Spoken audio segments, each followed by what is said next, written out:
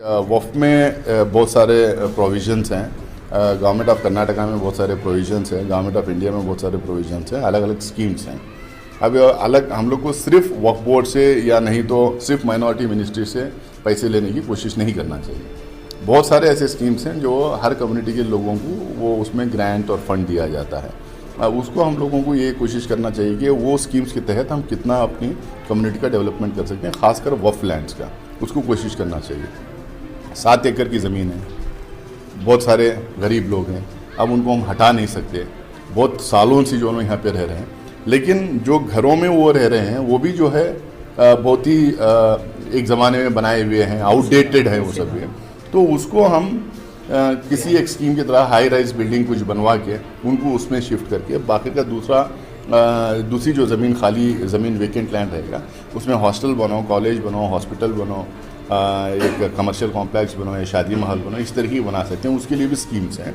मेरी बातचीत भी है यतीम खाने के कमेटी के मेंबर्स के साथ। इंशाल्लाह वो लोग बेंगलोर कुछ दिनों में आएंगे और प्रोजेक्ट रिपोर्ट्स वगैरह बनाएंगे और इंशाल्लाह इसमें जितना भी इसमें हम लोग फ़ायदा सिर्फ इस यतीम खाने की कमेटी के लिए नहीं, लेकिन कौम को भी, गुलबर्गा की कम्युनिटी के लिए भी जो फ़ायदा पहुंचा सकते हैं, उसको लेके हम आगे डिस्कशन करके आगे बढ़ें। हमारे नासिर हुसैन साहब जो राज्यसभा मेंबर हैं, साथ ही साथ वो कर्नाटका स्टेट बोर्ड ऑफ औकाफ के भी मेंबर हैं।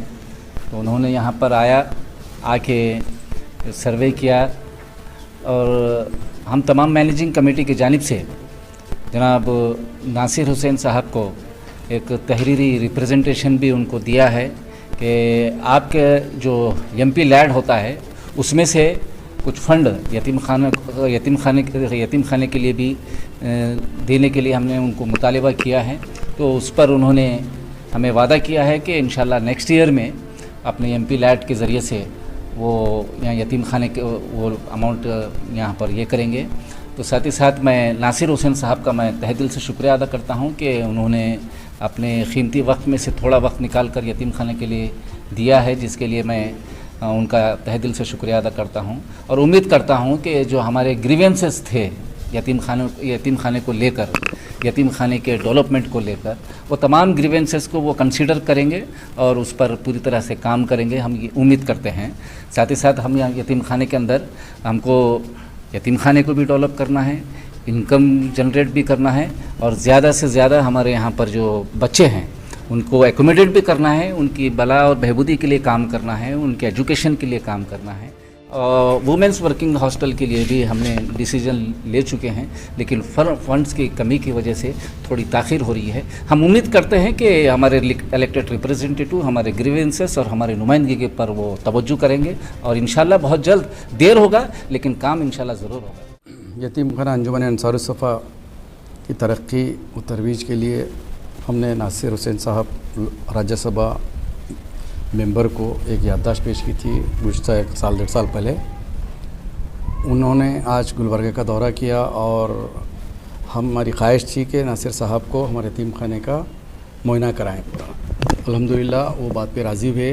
पूरा उन्होंने इंस्पेक्शन किया इदारे का और ख़ुशी का इज़हार किया और साथ साथ वादा भी करे हैं कि जो पेंडिंग हमारे पास उनकी जो दरख्वास्त थी उस पर गौर करने के लिए इंशाल्लाह जल्द से जल्द कुछ अमाउंट हमारे रिलीज़ करने के, यतीम खाने की तरक्की के लिए रिलीज़ करने का वादा करके चले गए हैं। हम बहुत ही मशकूर ममनू हैं कि नासिर साहब अपनी मसरूफियत को बाला ताक़ रखते हुए हमारी दावत पर लब्बैक कहकर यतीम खाना अंजुमन अंसार सफ़ा पर आकर विज़िट किया और पूरे यतीम खाने का जायज़ा लिया। जगह है बहुत ही प्राइम लोकेशन पर शहर में है। कमेटी ने इसको डेवलपमेंट करने के लिए पूरा एक मास्टर प्लान तैयार किया है। उसी सिलसिले में मुख्तलिफ़ पॉलिटिशियन से और लीडरान से मुलाकात की जा रही है ताकि फ़ंड्स इकट्ठे किए जाएँ, उस प्लान को अमली जामा पहनाया जाए।